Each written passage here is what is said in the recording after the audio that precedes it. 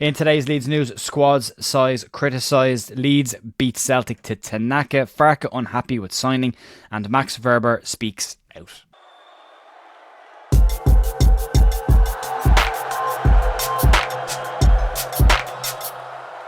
Morning folks, Jer here on Thursday morning, the 5th of September with your Leeds United news. Hope you're having a good week so far. Just a little bit to get into. There's some conflicting stories on a signing that Leeds made over the course of this summer. And finally we get to hear from Max Wöber on his exit from Leeds United and return. We've been waiting a while to hear from that one. We'll get to that a little bit later on. There's been some criticism over the Leeds squad size as well. We'll start off with that story. And former Leeds United player David Norris has expressed his concern over the small size of Leeds United squad heading into the season. Norris, who is a bit of a journeyman footballer, did play for Leeds United during 2012 to 2015 season and made 30 appearances for the club during that time. He's played for 15 clubs in total in his career and has expressed his concern about Leeds having the smallest squad in the league.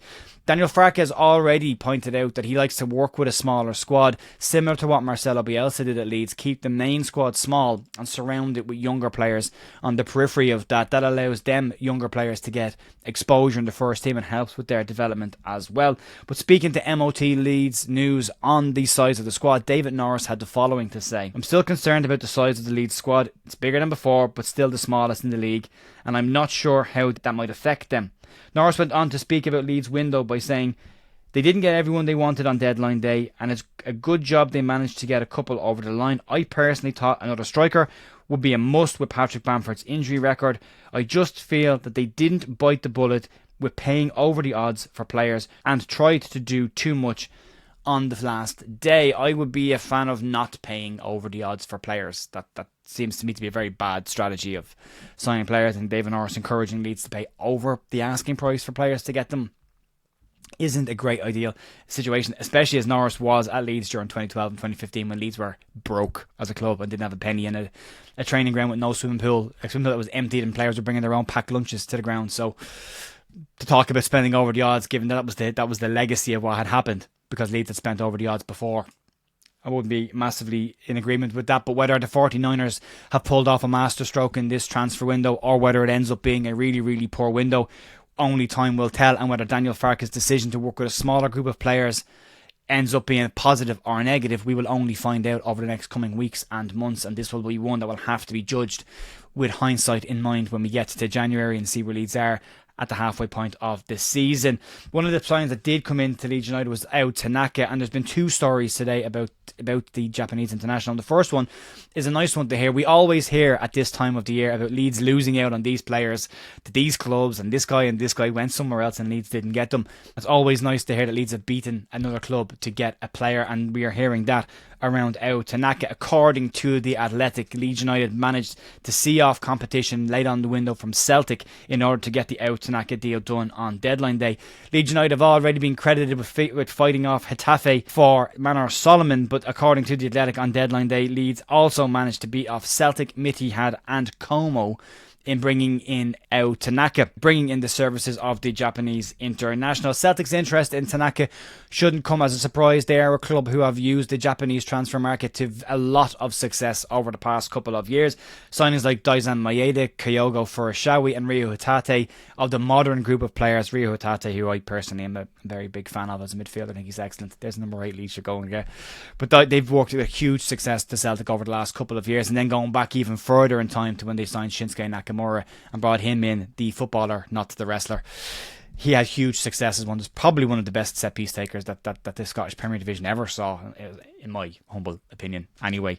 But they have used it quite well, so to have an interest in Tanaka as a Japanese international, as a player who does very well for Japan, shouldn't be a massive surprise to anybody. But in his debut, Tanaka managed to complete 18 passes in less than 10 minutes. And as Johnny Cooper has shared on Twitter, that is a record as far as Opta stats go. Only 2 players have ever done more passes than have ever achieved more successful passes in the same time period as Tanaka in the championship. It's a record, so that's one thing to be positive about. But apparently, according to rumours coming out of Germany, not everybody is happy with the signing of Tanaka, and Give Me Sport have come out with a story that says that Daniel Farke is not overly pleased with the signing of Tanaka. And what I would say with this is I would take this with a hefty pinch of salt. I'm not going to pick and choose the stories that we talk about. It's out there. There's like kind of a relatively decent source, but not perfect by any shade of the imagination. So just bear that in mind as we go through this. But they say that Daniel Farke is not best pleased with the signing of Tanaka. Rhinish Post via Give Me Sport have an article today that claims that the German disagreed with the Leeds United hierarchy around the signing of Tanaka and didn't see him as one of his first options. Dejan Ljubicic and Gus Hamer are labelled as the 2 first-choice number 8 options that Farke wanted to bring into the club this season, but those deals didn't get done. As I say, this isn't coming from the most reliable sources, so I would be careful about reading too much into this. Not having Tanaka as a priority target does not necessarily equate to him not being a player you want at all. And the fact that Daniel Farke threw him in to give him a debut after only a day in the country suggests to me that Farke is fine with the player coming into the club and does see value in him. He could have left him on the bench, let him go off for his 2 weeks international break, come back at the end of that and dealt with it then, but he didn't. He put him straight in to get a bit of a debut. So for me, I think Farke is probably fine with it. He probably wasn't his first choice, but probably his third choice after Ljubicic and Hamer, but that doesn't equate to the manager not getting the player that he wanted. But it might lean in to some of the comments that Farke made about not getting a number 10 as well, and they could be mixing the two stories up there a little bit. So from what we've seen of him so far, he looks fine, but yeah, an interesting one to talk about today. The most interesting story to talk about today is the one that we've all been waiting to hear from over the course of this summer, and that's Max Wöber. And we have been, as I say, waiting to hear for quite a while on Max Wöber's own take on his exit from Leeds United last summer and his return this summer to the club. We've heard several times from Brendan Aronson around his reasonings for leaving and then coming back, and he's done the work and is very much on the road to his redemption arc. But Wöber, we're still waiting to hear from him, but he has now been speaking to Sky Sports during the international break. It is the one benefit from the international break, is that we finally get to hear one-on-one from players. We just don't tend to hear from them anymore. In the Championship, it's the manager that takes the press conference. Well, in the Premier League, it's a manager and a player, so you get to hear from players a little bit more often. But finally now we've heard from Max Wöber, and he has made his feelings clear on the summer speculation around him, the reports that claim that he was desperate to leave Leeds United. Most will be surprised that Wöber's still here. I know I personally am shocked that he didn't leave Leeds during the window. There was a huge amount of noise coming from Mönchengladbach around trying to bring him back to the club, but Wöber now finds himself competing with Pascal Struijk for the left centre-back role, and Joe Rodon if he wants to take the right centre-back role. And Struijk has started the season in excellent form. On this specific topic, Wöber said the following around the competition. We are 3 central defenders who are of a very similar level. If we remain successful and nothing happens, I wouldn't change much as a coach, so I have to stand back and wait for my chance. Then Sky Sports asked him about staying at Leeds, and Wöber had the following to say.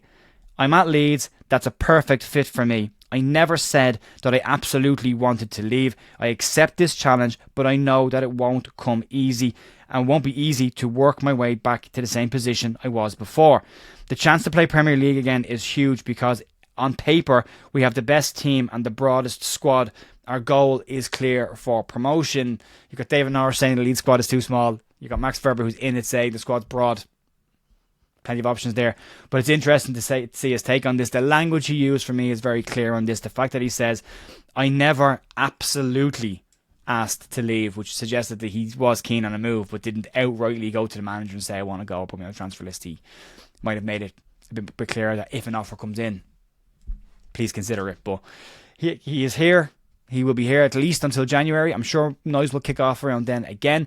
And he seems clearly that he's going to fight for his position in the team, and he'll have to fight and he'll have to work hard. The only benefit from him is that Pascal Struijk tends to have an injury every season in his locker, and if he gets an opportunity to get back in, he'll have to play very well and fight hard to make that position his own for the remainder of the season and lock that one down. On paper, Wöber has all the calibre in the world to be a fantastic centre-back at this level.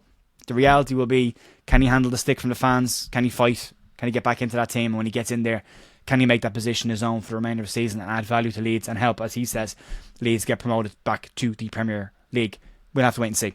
Folks, that'll be it for me today. The podcast will be out later on tonight about 7 o'clock as a pre-recorded live stream. You can check that out then if you want to. And I'll be back tomorrow morning for more Leeds news. Enjoy the rest of your day. I'll talk to you soon. See you. Bye.